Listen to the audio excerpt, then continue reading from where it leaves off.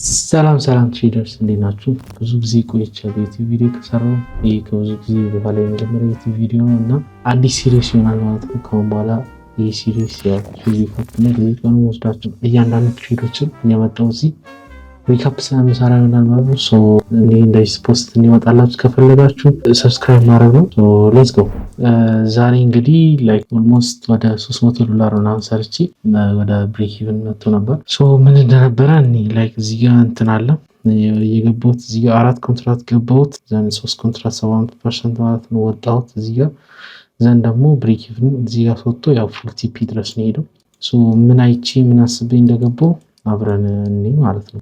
ዛሬ እንግዲህ ወደኋላ ሪፕሌይ እናድርገውና መጀመሪያ ምን እያየው እንደነበር እኔ ሃየር ታይም ፍሬም ላይ ስንመጣ ላይክ ሃየር ታይም ፍሬም በጣም ክሊር ቡሊሽ ነው። ምክንያቱም ኦልሞስት ኦል ታይም ሃይን ሁሌ እየበረገድን እየወጣን ነበረ።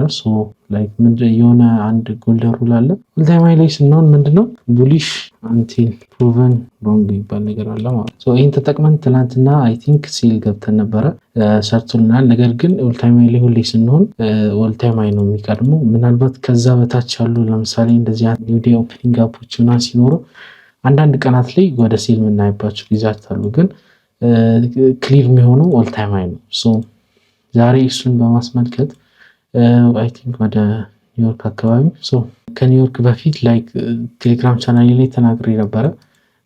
እዚህ ጋር የሆነ አይነት ሙቭ ካገኘን ማለትም ወደዚህ ኦቲ ኦል ታይም ሃይ ላይ ስንሆን ኦቲ ዘ ሞስት ክሩሻል ፒዲአር ወደዚህ ኦቲ ዞን ከመጣን ወደ ባያ ያለው ብያችሁ ነበረ። ለእንትን ቴሌግራም ላይ ያላችሁ ሰዎች ታውቃላችሁ። በዚህ አጋጣሚ ቴሌግራም ቻናሌን እዚህ ጋር ጽፍላችኋለሁ እየገባችሁ ከላይ ባለው ዩዘር ኔም እየገባችሁ እና ዲስክሪፕሽን ላይ ባለው ሊንክ እየገባችሁ ጆይን አድርጉ።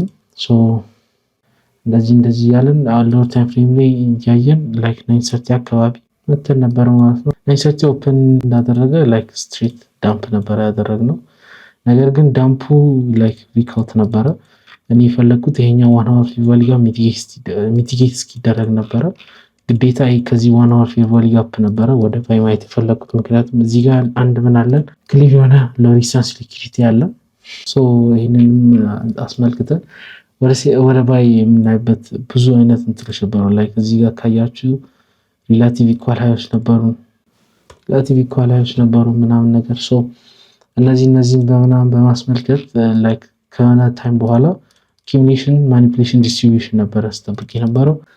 ፕራይስ ትንሽ አኪሙሌት አደረገ እዚህ አካባቢ መጣ። እዚህ አካባቢ መጥቶ ደግሞ ዝም ብሎ አይደለም የመጣው ላይክ የሆነ አይነት ድጋሚ ሌላም ሎ ዲስታንስ ሊኩዊዲቲ ጥሎልን ሄደ።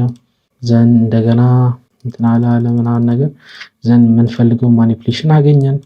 ዘን እዚህ ጋር ምንድን ያየነው ላይክ ኦቲ ሬንጃችን ኦቲ ውስጥ ገባ። እንትን ኦቲ ውስጥ ሲመጣልን ከዋና ሀወር ፌር ቫልዩ ጋፕ ጋር ላይ የሚያደርግበት ቦታ ላይ ሲሆን ኢንቨርስ ፌር ቫልዩ ጋፓችን መፈለግ ጀመርን ማለት ነው። እንደዚህ አይነት ነገር ወደ ባይ ማለት ነው እንደዚህ መጠበቅ ጀመርን። ጠበቅኩኝና ላይክ እዚህ አካባቢ ነው ኢርሊ ኢንትሪ ነበር የገባሁት እኔ ፍሮንት ራን ነበር ያደረኩት። ላይክ ሪስክ ቱ ሪዋርድ ትንሽ መጨመር ስለፈለግኩኝ አሪፍ አራር ነበር አስጠብቅ የነበረው። ስለዛ እዚህ አካባቢ ኦልሞስት 4 ኮንትራት ባይገባሁት ማለት ነው። እዚህ ጋር እንደዚህ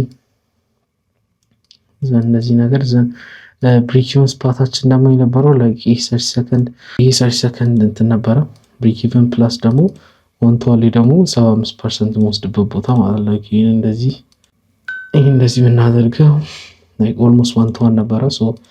አንድ ላይ ምን አደረግነው ብሬክ-ኢቨን ስፓት ማድረግ ነው። ብሬክ-ኢቨንም አንድ ላይ ያደረግን ማለት ነው። እዚህ ጋር እንደዚህ ብለን ማርክ አደረግን። ስቶፕ ሎሳችን እዚች ጋር ነበረች ራይት።